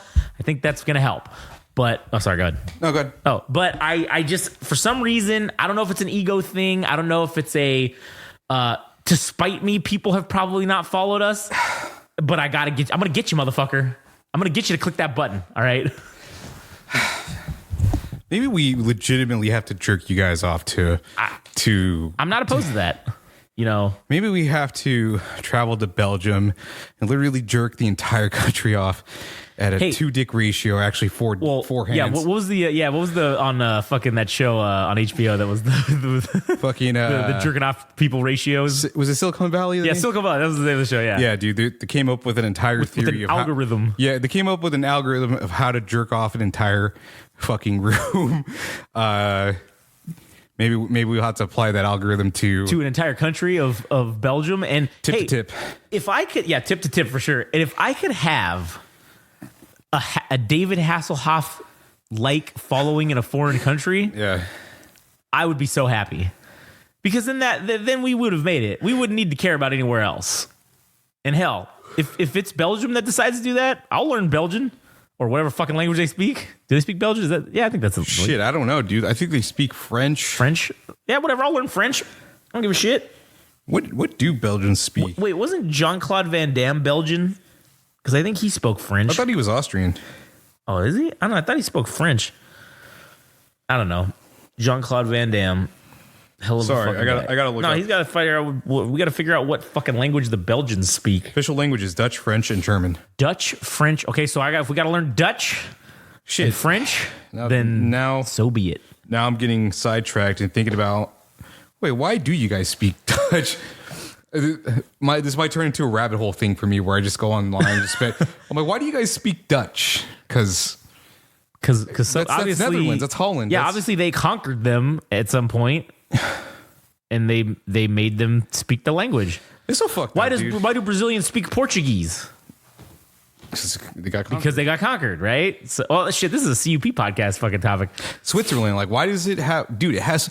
That's unrelated to pretty much anything we're talking about, but I'm still flabbergasted, left with my jaw on the floor, that the 4 official languages of Switzerland, that they have to learn every single one of them, is fucking German... Wait... Oh, he's got to look this up. Wait a minute. I know it's French. It's Italian. French. Italian. You got to learn Italian in Switzerland. Yeah, I think you do. Is English one of them, or they just kind of pick that up naturally because of the other languages? Maybe. All right. Well, let's make it official. This one actually was kind of a little bit surprising. I don't know if this is Romanian, but so the official 4 languages of Germany Switzerland are German, French, Italian, and Romansh. Is that Romanian? Like, that's weird. I don't know. I have to look that up. I thought it was something else. But anyways, yeah. Besides the point. But in any case, we might have to jerk off Belgium. And again, I am all in favor of jerking off Belgium. That is something I will do. So, anyways, yeah. Like I said, did you have any other? What am I saying? Any goals? Romansh. Okay, Romansh is a Gallo-Romance language spoken predominantly in Swiss canton of the Grisons. The Grecians? It's the national language of Switzerland since 1938. And it has correspondence with Romansh-speaking citizens along with German, French, and Italian. So I don't know. So they're like it's like a dialect of people, I guess. I don't know, man. It's like a subsect of Switzerland, the Romansh. I don't know. You know how like they speak fucking French in Montreal and Canada? I think it's a situation like that where they wanted to be independent or something, but they just couldn't. Okay, so I know this is technically this is a BFN show, so we can do whatever the fuck we want. That's true. I know we kind of deviated from the initial. We can do whatever the fuck we want. Yeah. But anyways, I saw this meme, or it wasn't even a meme. It was just, I didn't know the disdain that people have for French Canadians, but it's real. Somebody made a tweet, and I fucking loved it. Okay, what does it say? I should maybe tag Munya in this. I don't care if you're French Canadian, just don't do it in front of me. That's fucking great. Yeah. That's a good one. Shit, man. Do you think you got something else we can carry for? Oh, yeah, so I we do. can make it another. We can make it an hour, 30 minutes. Yeah. even? Oh, for sure. Easily. This will carry 6 minutes for sure. Okay. So I have decided that it's time. Oh, did you say that this was the idea thing? Yeah. Wait, what idea? You said you were going to talk about an idea that you had or something before we ended. No, it's not an idea. It was just a thing. I had an idea of a thing I wanted to talk about. Okay. And I said, well, I don't know how long it'll go, but I'll just do it at the end. Okay. So I decided that it's time for me to get the old snippety snip. All right. Oh, yeah. I was going to ask about that if you were going to follow up on that. Yeah, I am. Well, so I went today for my consultation and I was, what? I just want to make a note that. Oh, yeah. Put it hour 24, or we'll just say an hour 25. Hour 25 Is when we stopped talking about the goals and shit. All and right, now we're talking about my vasectomy. All right. 124 20. Yeah, that's good. That's good enough. All right. 124 20. I went, because we talked about obviously with Katie and everything and the postpartum depression and all that. And so we decided pretty much there's going to be no more children because we can't go through that again. Right. So I said, well, what's the best ways? One of us has to get fucking snippetied. And so as we did our research and found out the recovery and the potential for complications is insanely high if women were to do it. Like if she were to get the tubes tied, it's a very arduous process. A lot of things can go wrong. A lot of side effects can come of it.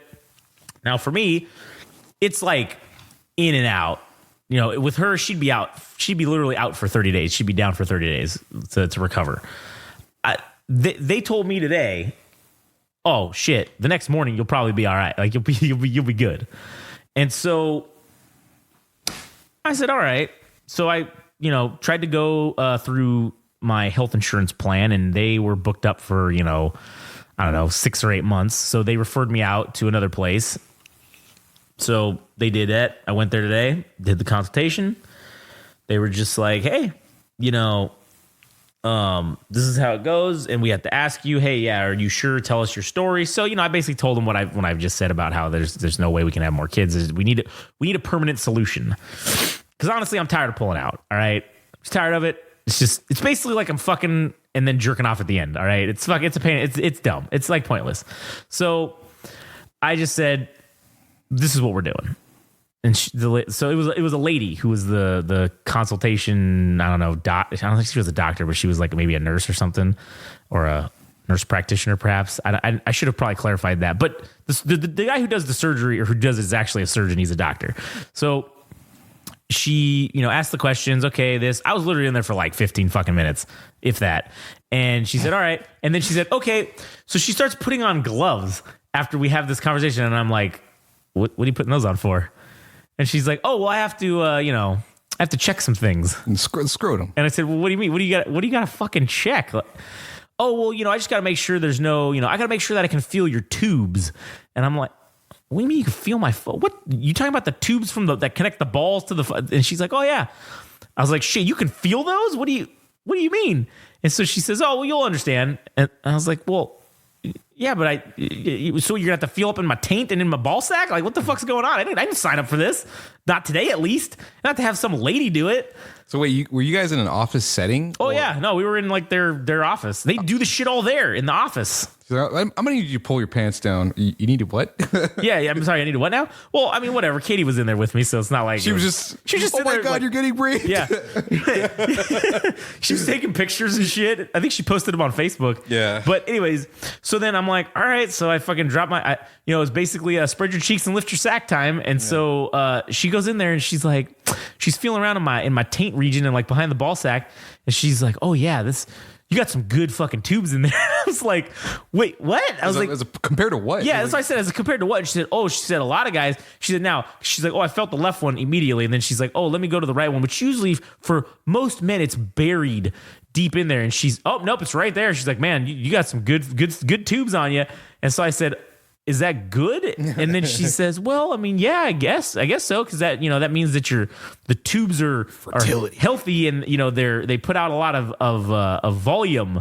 And so I said, oh, okay, well, that's good. So I said, I guess that explains how I got Katie pregnant literally the first time I nutted inside of her. So all right, I guess that explains it. So then she's doing that, and then fills me up, and then just gave my balls a tug, and said, just gonna tugged on him and said, all right, everything seems pretty good here.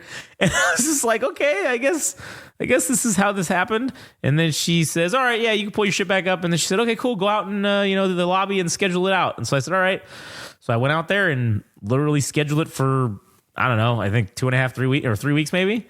And it's on a Friday. I did it on a Friday, so that way Thursday night, it said Friday in the afternoon. So on Thursday night, we can knock out 4 fucking hours of podcasting. And then Friday, I'm going to go get it done. And then I'm probably going to be hurting. And I don't really care. But if I need to, we're going to do a short episode extra podcast, me complaining about my balls hurting just because I can. Giving your balls a tug. So, but I don't know. We'll see how that goes. But and then hopefully we'll have already gotten the 4 hours for the next week done. So then I can just chill on Friday, Saturday, and Sunday. Because then I got to go back to work. What is the extent of your what you can do afterwards? You can do anything. So basically, oh man, see, this is gonna be a whole no nut November again, basically for me. Solo. Not even that part. Can you lift things? Okay, yeah. So basically, they said obviously you should wait 7 days at least to do any kind of physical exertion, just to make sure, because this is a no scalpel type deal. There's just one tiny incision that they make that they put a Band-Aid on at the end. So she said there's no stitches. It's like laser engraved or some shit. I don't know what they do. So they use the Death Star beam on your nuts? Basically it's on your nutsack and your taint, I guess, is where they get you. So yeah, I mean, basically I'm going to have the fucking Empire all up in my fucking nutsack. Dang. So that's going to be cool. I should get a tattoo there of the Empire logo, fucking, just because it'd be funny. It'd probably hurt like a bitch though, but yeah. Anyway, so yeah, so you can't do shit for 7 days at least. They really say you should wait 2 weeks to do, if you want to start working out again, because that's what I asked them. I'm like, hey, so I'm going to have to take a week off. I said, God damn it. I'm going to have to take about a week off for, to work out, right? And they said, oh yeah, you got to take a week.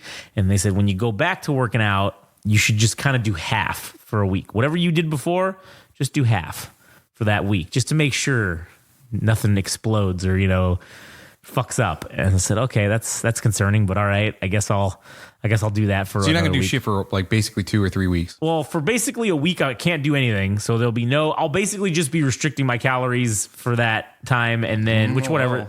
I mean, honestly, new diet's 90% of the shit, anyways. So I should be fine to not do anything for a whole week, and then the second week is gonna be half, and then the third week I'm gonna go full tilt and fucking go back to normal activity. Right. So, in terms of physical activity, now podcasting, I mean, yeah, of course we're going to continue doing that regardless. There ain't no stopping that. All right. I can fucking have a leg chopped off and we're still going to continue doing this, but, I like how you picked that over what else compared to something else that would actually impede or inhibit your ability to do something like getting your tongue.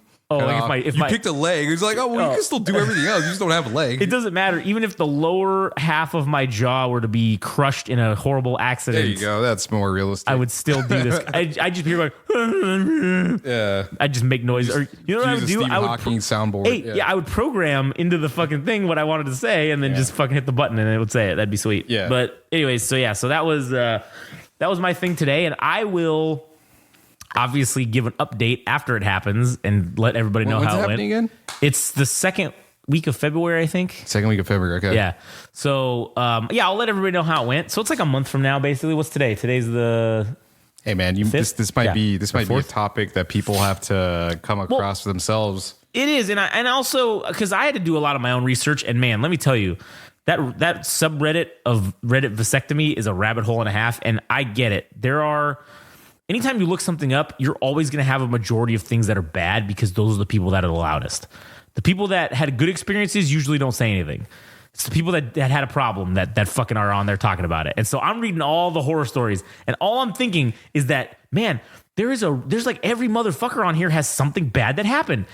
And then someone said in a comment, hey, for you guys out there that are thinking about doing this, just know that these 30 or 40 posts that have been in a row of people having bad experiences, this is really less than 0.01% of the dudes who get this done.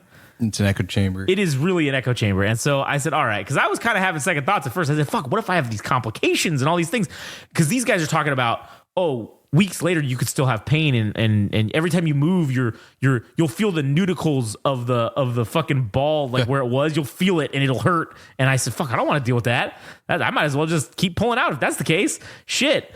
But then I read that in somewhere else that is an extremely rare occurrence. So the fact that 4 guys on this subreddit had it, okay, out of the million dudes a year that probably get that, 4 dickheads had this fucking problem. All right, I guess 4 dickheads. Knowing my luck, I'll be one of the 4 now. But whatever, we'll see. I guess I don't know. But yeah, I will give an update and walk you through the process of going through it, because it is something that is scary that you have to do. And, I know a lot of people might be wanting to consider doing it or whatever, but they may not have the information out there, because it's hard to find information on this shit that's truthful, I guess. That's not in a pamphlet. That you get directly from the office. Yeah, exactly. They did have a lot of pamphlets there, fucking for sure. I can guarantee you that. They were. So you want to give your balls a tug. Yeah. Oh no. After you get it done, you don't want to give your balls a tug. And that's the other thing I was gonna say too is, I can have 0 ejaculation for a minimum of 2 weeks. They really want you to go like 30 days. Oh man. But I did it for No Nut November.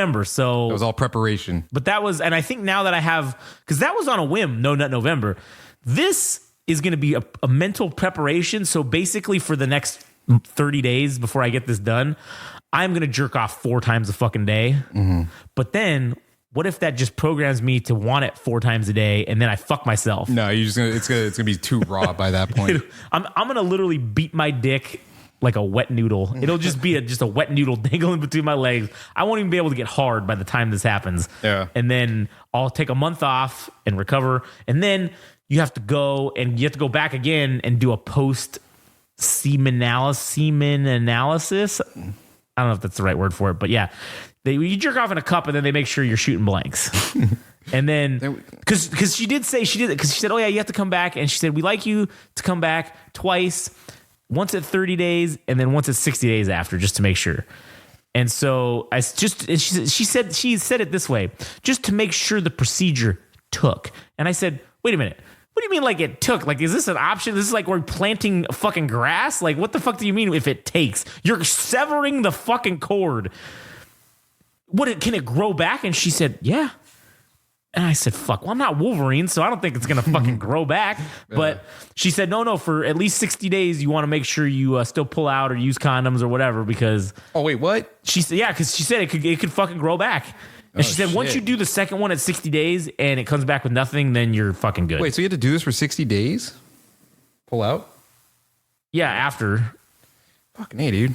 So then I can't even reap the benefits of it for 2 months after it happens. Good Lord. But I'm telling you right now, that fucking week that is every day. I told Katie already, I'm like, listen, so April or March, just to play it safe, March, right?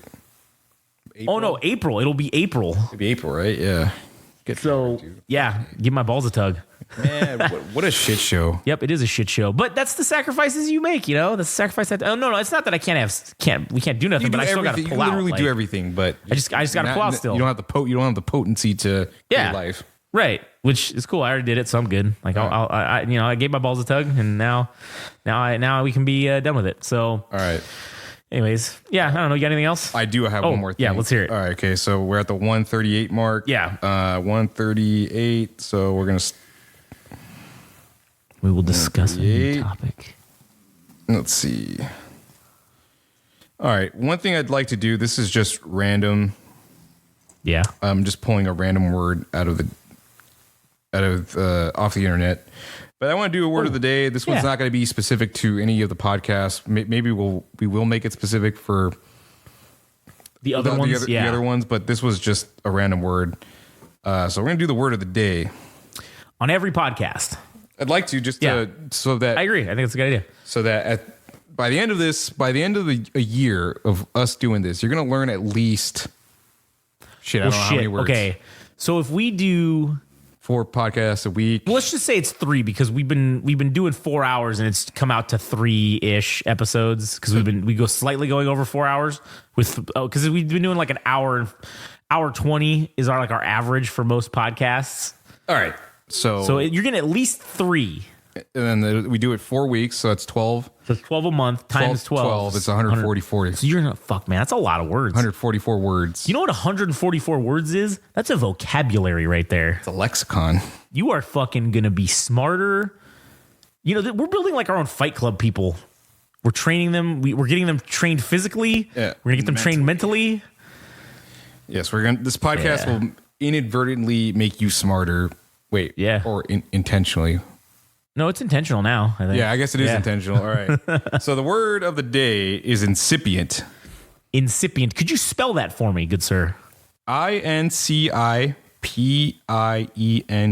Incipient. Country of origin? Country of origin? Etymology? Yeah, we're gonna turn this into a fucking spelling It's bee. gonna be a straight up spelling bee up in here. Dude, we should do a Game Rage spelling bee with us just to fucking have Frank or somebody make a word list and then we get a couple people to come in and do a competition and see Hell yeah. who can spell. Yeah. Sudden death will be like foreign.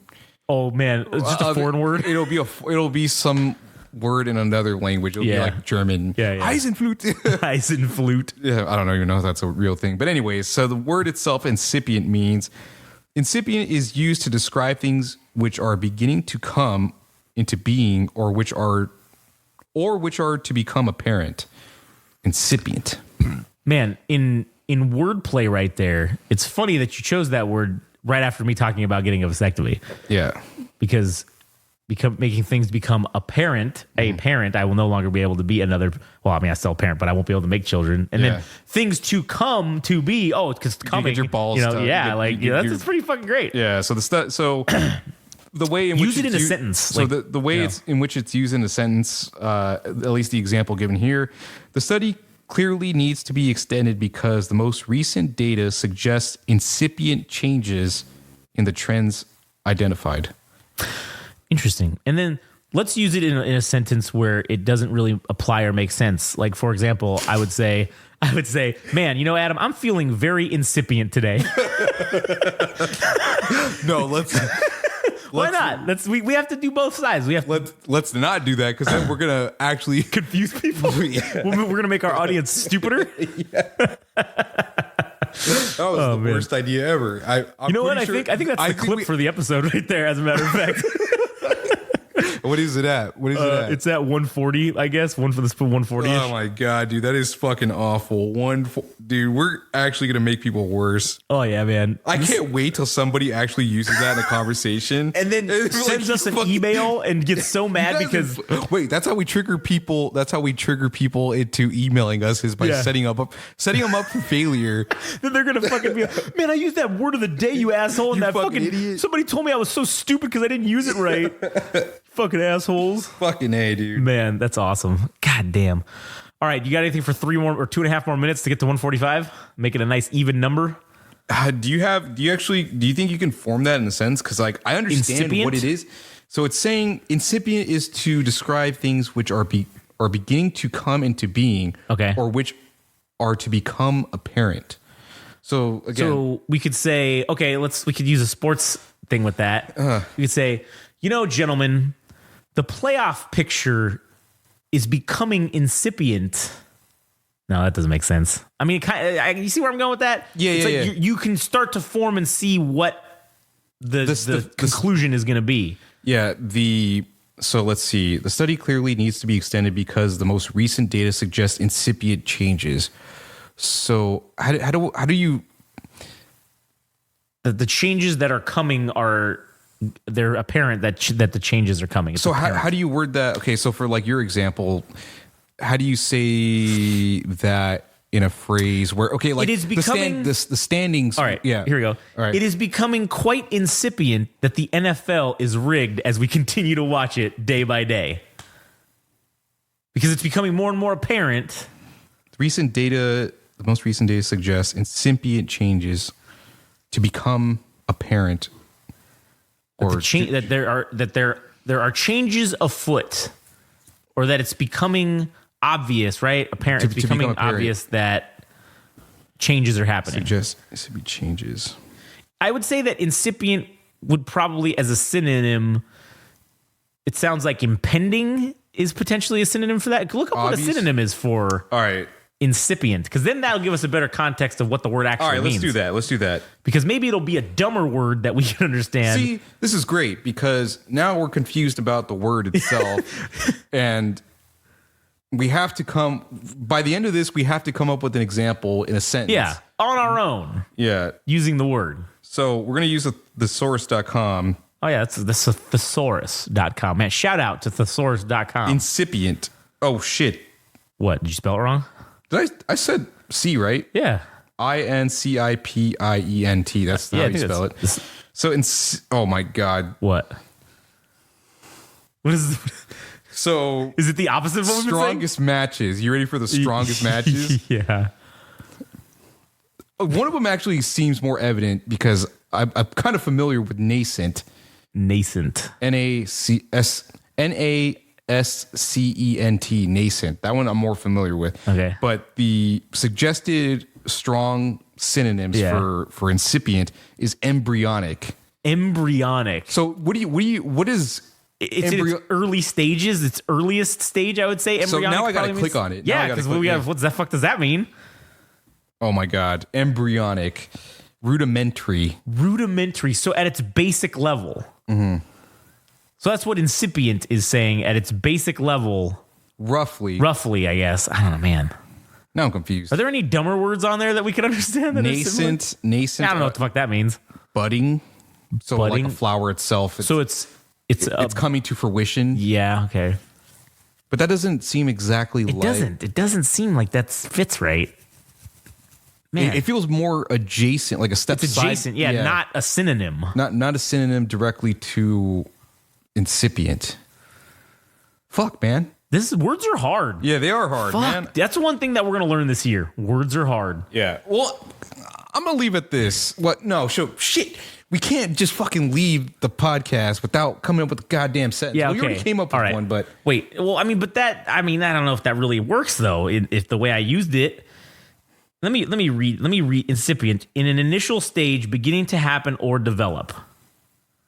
Beginning to happen or develop. It's an adjective, right? It's described as an adjective. So here's another example. A low pressure system, perhaps our incipient season's first Easter.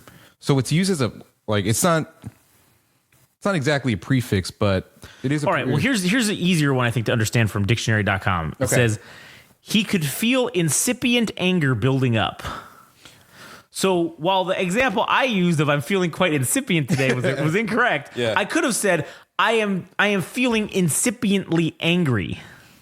It's coming on. Like it's coming. Like the anger's coming on, right? Like it's inevitable, not inevitable, but it's rising, right? Because the way they say it in this definition on dictionary.com is in an initial stage or beginning to happen or develop. Oh, I see. All right, that's more explicit. So we're seeing the incipient signs of the NFL being rigged. The more and more we watch and notice things happening. So that works, I think. Yeah. In that level of a sentence. Man, we're dumb. Yeah. We are so dumb. So how did you use it in the feeling? The incipient anger. I was just saying, oh man, I'm feeling quite incipient today. I was just using it as an asshole, like just to be an asshole. I was just saying it was a feeling. The funeral caused incipient sadness. Or I know knowing I have to go to this funeral is giving me incipient sadness, or I will be incipiently sad, or something to that effect. I think it's incipient sadness. Yeah, it's because it's not the feeling, but it's the rising. It's the action of the feeling, or rising of the feeling, I guess. Yeah. You could say, or the rising of an event. We could say that, oh, hey, it's playoff time right now in the NFL. The Super Bowl is incipiently going to happen because it's rising up. It's going to happen. Is incipiently? Now I got to look that up. Incipiently. Yeah, a similar word is developing, impending. Oh, what do you know? The word I said. growing. Incipiently is wait. Incipiently, it's in the Cambridge Dictionary, but does that count? The Cambridge Dictionary? I think that counts. Because there's like Oxford and all those other ones that count for like the official. A bunch of shit. Yeah, they're like, yeah, fuck, man. There's too many dictionaries, man. I don't fucking know. But anyways, we got the examples down. We got that fucking sorted. Yeah, we sorted it out. And so yeah, stay tuned in the future for every episode of a Game Rage fucking podcast. We'll have a word of the day from now until eternity, at least in 2024. But anyways. This is actually going to be kind of cool because this is word 1 of 144. Oh words shit, that's true. You were here. Well, actually, I take that back. We don't know if we should be doing it for every podcast. So we will. Yeah. So what we'll do is we'll have a better idea, obviously, towards the end of the year of how many episodes we actually did during this year. True. So we'll know 100% what we fucking did. So right. Also, you are now on the ground floor. You were the day one. So now you can gatekeep against people that haven't been here for day one of Word of the Day. Word of the Day. Word of the Day. The GRM Word of the Day. Episodes. So, what episode is this of BFN? 18. 18. So episode 18 is the fucking ground floor for... It's the base level. For Word of the Day. Word of the fucking day. Fuck yeah. Oh, man. It gets my dick hard. Okay, so this is like the actual example that we have a bumper, or not a bumper, but a sample or a... what do you call it? A sound bite. Yeah. For Word of the Day. We should have the lady who reads it or whatever when you click on it on Google. We should record. I should record that as a sound bite and then we should play that'll be the sound. Yeah, that'll be incipient. That'll we'll say it. She'll say it. We'll keep hitting it just to be an asshole. No, I actually meant like the Word of the Day. That'll be the sound bite. So is that welcome to the Word of the Day? Exactly. So you fucking idiots. Anyways, all right. Well, shit. We thank you. We appreciate you for listening. And goddamn, if you've sat with us for an hour and 51 minutes, struggling through fucking words. Fucking words are hard. Yeah. Just remember that's the theme of this show. 2024 and words are hard. Yeah. All right. Well, anyways, thanks for listening and give your balls a tug. We'll catch you on the next one.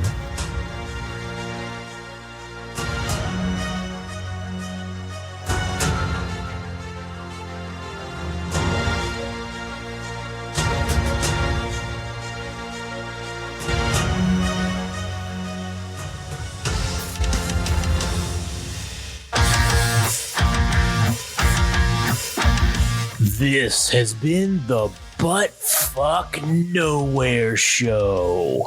Thanks for listening. Don't forget, subscribe and like on Instagram and TikTok at Game Rage Magazine. Also on Twitter /X at Game Rage Mag. Also visit our website, www.GameRageMagazine.com, for a host of other podcasts and more. Thanks for listening.